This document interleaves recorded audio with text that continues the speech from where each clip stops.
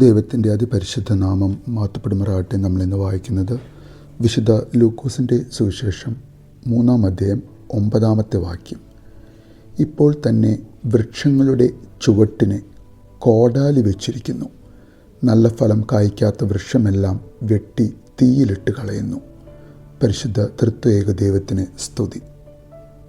ദൈവ കോപത്തിൽ നിന്നും രക്ഷ നേടുവാൻ നമ്മളോട് ഓരോരുത്തരോടും ആഹ്വാനം ചെയ്യുന്ന വിശുദ്ധ സ്നാപക യോഹന്നാൻ ഒരു നല്ല ഫലം കായ്ക്കുന്ന വൃക്ഷമായി കോടാലി തന്നെ വെട്ടി നശിപ്പിക്കാതെ തുണ്ടം തുണ്ടമാക്കാതെ തീയിൽ കിടന്ന് ചുട്ട് പൊള്ളി കനലായി ചാരമായി തീരേണ്ട ഒരു വ്യക്തിയാകാതെ തല ഉയർത്തി എല്ലാവർക്കും നല്ല മധുരമുള്ള ഫലങ്ങൾ ധാരാളമായി കൊടുക്കുന്ന ഒരു വൃക്ഷമായി നമുക്ക് ഓരോരുത്തർക്കും പരിലസിക്കാൻ സാധിക്കട്ടെ എന്ന് നമുക്ക് ആഗ്രഹിക്കാം.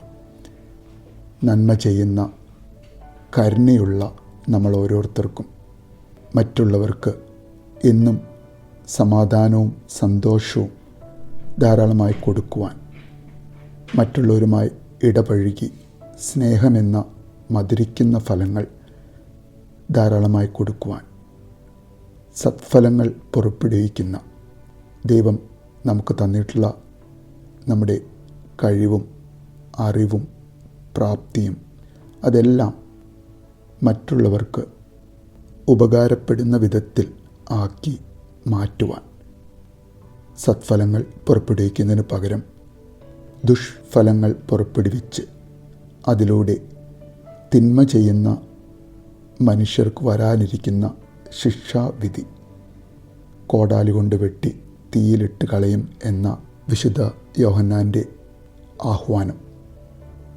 ദൈവമേ, നിന്നെ അനുസരിച്ച് നിന്നെ ആരാധിച്ച് നിൻ്റെ വലത്ത് ഭാഗത്തിരിക്കുന്ന നസ്രായനിൽ ആശ്രയിച്ച് ഞങ്ങൾക്ക് സഹായകനായി നീ ഏൽപ്പിച്ചു പോയ പരിശുദ്ധാത്മാവാം ദൈവത്തെ മുറുകെ പിടിച്ച് ആ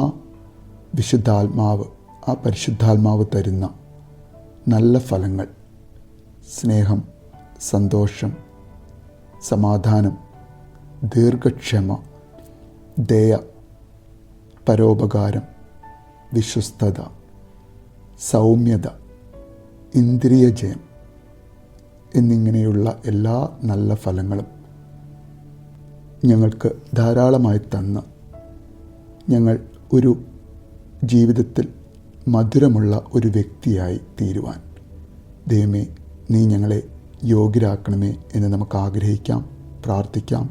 നല്ലൊരു ദിവസം നേരുന്നു.